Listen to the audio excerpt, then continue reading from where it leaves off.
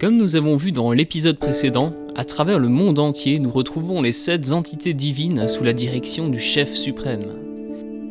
Ces 7 sages correspondent aux 7 étoiles de la grande ourse. Le Dieu suprême correspond à l'axe de rotation de la voûte céleste qui pointe aujourd'hui vers l'étoile polaire. La ressemblance entre la forme de la grande ourse et celle de la petite a frappé les regards de nos ancêtres. C'est pour cela que la mythologie établit un lien entre les 7 sages ou 7 dieux et les 7 astres errants qui parcourent le ciel indépendamment de la voûte céleste. Soit le Soleil, la Lune, plus les 5 planètes visibles à l'œil nu. Mercure, Vénus, Mars, Jupiter et Saturne. Enfin, on voit aussi un parallèle entre 3 groupes de 7 étoiles. Les 7 étoiles de la Grande Ourse, les 7 étoiles d'Orion et les 7 étoiles des Pléiades. Les 7 étoiles d'Orion sont très proéminentes dans le ciel. Vous saviez que nos ancêtres aussi mesuraient le temps en semaines de 7 jours? Or, les 7 jours correspondent aux 7 dieux, soit les 7 astres errants. Par exemple, lundi pour Lune, mardi pour Mars, mercredi pour Mercure, jeudi pour Jupiter, vendredi pour Vénus, samedi pour Saturne, dimanche pour Dies, c'est-à-dire pour le Soleil.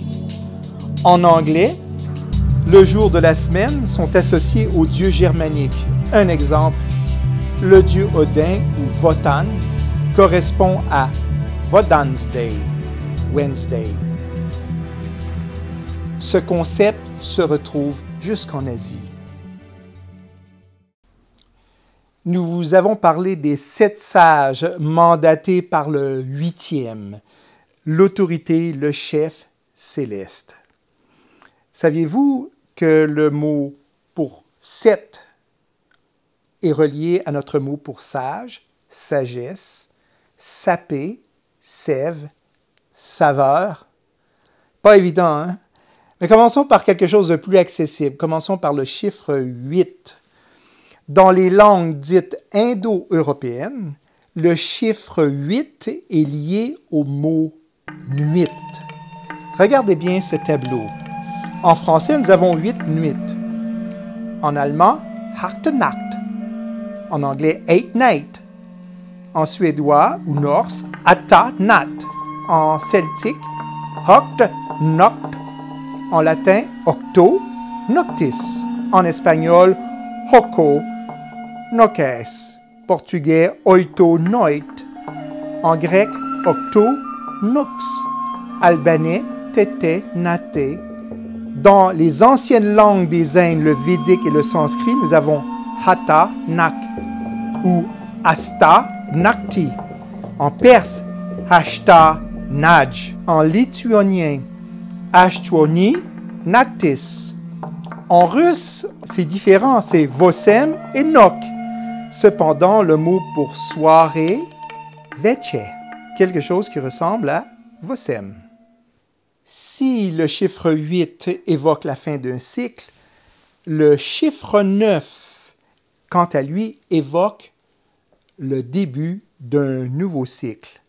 Dans les langues indo-européennes, le chiffre 9 est associé au mot ou au concept de nouveau. Regardons la table suivante. En français, nous avons 9 et 9. En allemand, neun, neun. En suédois, nio, ni. Dans les langues celtiques, nous avons quelques mots, noi, nao, nao. Pour le mot nouveau, nous avons novio, nue, noid. En latin, novem, novus. Espagnol, nueve, nevo. Nove, novo en portugais. En grec ancien, nukhes, neo. Et regardez bien, dans le vieux hindi aux Indes ou encore dans le perse Avesta, nous avons Nava, Nava. Exactement le même mot pour neuf et pour nouveau, ou neuf comme en français. Dans les langues proto-indo-européennes, les linguistes ont tenté de reconstituer le mot « nouveau ». Le résultat est le suivant. Ce serait un mot semblable au mot « newem » ou « newe ». Et le mot pour « nouveau » serait « newos ».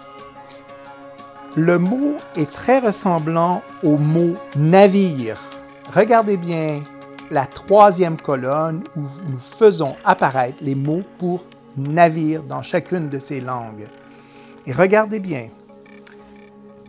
On est étonné de voir que dans les anciens dialectes de l'Inde et de la Perse, le mot « nava » signifie à la fois le chiffre 9, nouveau et navire. Le mot ancestral pour navire pourrait être « nao ». Notre mot « nautique » et « navire » en français proviennent du mot « nao ». Un mystère demeure. Pourquoi dans les langues indo-européennes, les mots pour « neuf », « navire » et « nouveau » sont liés ensemble? Vous vous souvenez des 8 personnages qui sortent du navire après le grand déluge? Y aurait-il une sorte de Noé qui aurait redémarré le monde à 9 après ce grand événement? Ceci semble pure spéculation. Mais saviez-vous que dans l'Égypte ancienne, le chiffre 8 est Shamanat et le mot pour navire, Shamanati? Pour comprendre ceci, faisons un petit échappé sur le Nil et remontons dans le temps il y a 4000 ans. Au commencement était une infinité d'eau appelée le Noun. Il n'y avait alors ni lumière, ni terre ferme. Au sein des eaux du chaos, les eaux du Noun, les 8 vinrent à l'existence. Ils firent apparaître un lotus dont sortit le soleil, Ra. Et Ra désira et forma le monde. Sur les fresques et peintures, Noun tient à bout de bras la barque des 7, qui est aussi la barque du soleil, Ra. Et il apparaît comme le chef des 7 autres dieux. Ogdoad est un mot grec qui signifie 8 et désigne l'œuf des Égyptiens, car en effet, le livre des morts décrit cette barque comme un œuf, qui doit s'ouvrir pour faire sortir la lumière du soleil, Ra. Ces 4 couples incarnent chacun un principe de chaos dont il faut sortir pour créer le monde. Amon et Amonette, c'est ce qui est caché et qui va être révélé. Keku et Kekut, ce sont les ténèbres profondes, remplacées par la lumière.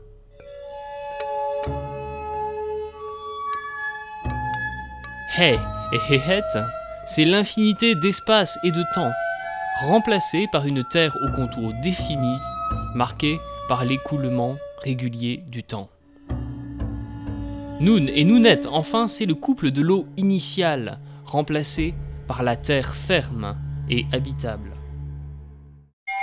Ceci n'est qu'un exemple qui s'insère dans notre tableau de synthèse vu précédemment. Le son nous fait écho dans plusieurs mythes à travers le monde pour désigner le Noé, ou le dieu du ciel.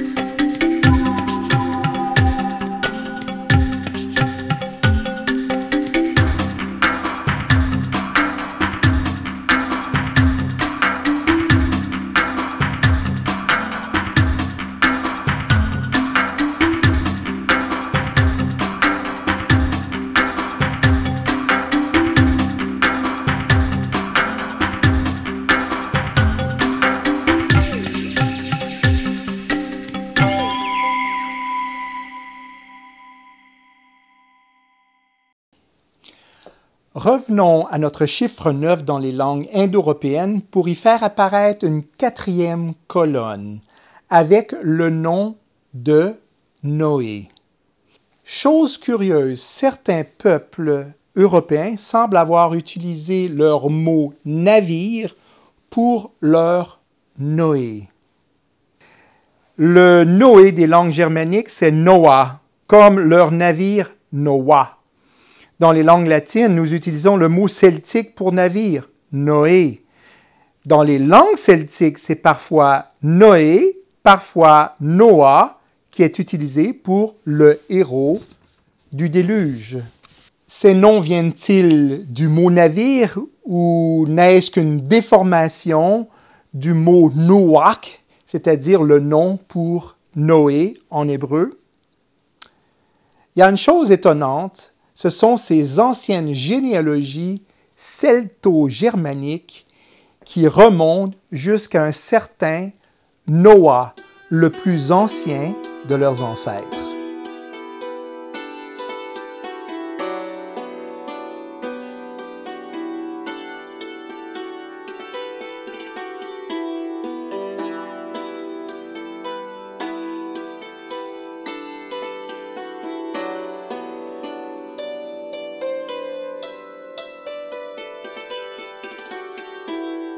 Certains historiens soutiennent même que ce mot Noah en Europe existait bien avant l'influence judéo-chrétienne de la Bible. La question est toujours débattue. Rappelons-nous que l'histoire du déluge est omniprésente chez tous les peuples depuis des temps très anciens. Ces mêmes histoires du déluge ont traversé en Amérique du Nord avant ou pendant l'ère glaciaire. Nous avons vu ensemble le chiffre 8 et 9 dans les langues indo-européennes. Nous voulons pousser plus loin cette étude vers les langues du Proche-Orient et de l'Asie. C'est ce que nous ferons dans un prochain documentaire. Vous verrez entre autres comment le logogramme chinois pour le mot déluge est structuré à partir des symboles pour 8, terre, ensemble et eau.